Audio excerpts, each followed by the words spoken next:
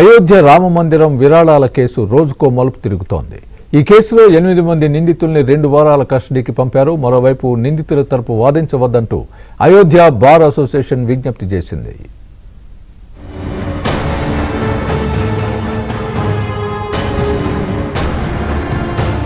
అయోధ్య రామ మందిరం ఆలయం విరాళాలను మింగేసిన కేసులో 8 మంది నిందితులకు కోర్టు 2 వారాల కస్టడీ విధించింది.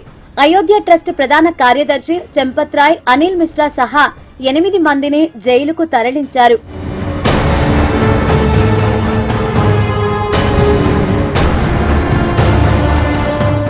మరోవైపు ఈ కేసులో నిందితుల తరఫున ఎవరూ వాదించవద్దని అయోధ్య బార్ అసోసియేషన్ విజ్ఞప్తి చేసింది. ఎవరైనా వాదిస్తే 5 లక్షల జరిమానా విధిస్తామని ప్రకటించింది. अभियुक्तों की ओर से वकालत नहीं करेगा।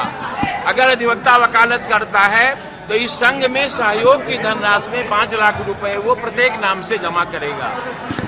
और आगे ये भी तय किया गया है कि ये चंपक राय, गोपाल राव और ये अनिल मिश्रा, इन लोगों के खिलाफ मुकदमा दर्ज कराने के लिए 173 सीआरपीसी की कार्यवाही की जाएगी। और ये भी तय किया गया है इसका पुरजोर विरोध किया जाएगा और सीबीआई से जांच की मांग की जाएगी। इलाहाबाद में दोनों याचिकाएं आज तय कर ली जाएंगी। तय होंगी तो उसी के सीक्वेंस में हमारा संघ ये तय करेगा आगे क्या करना है।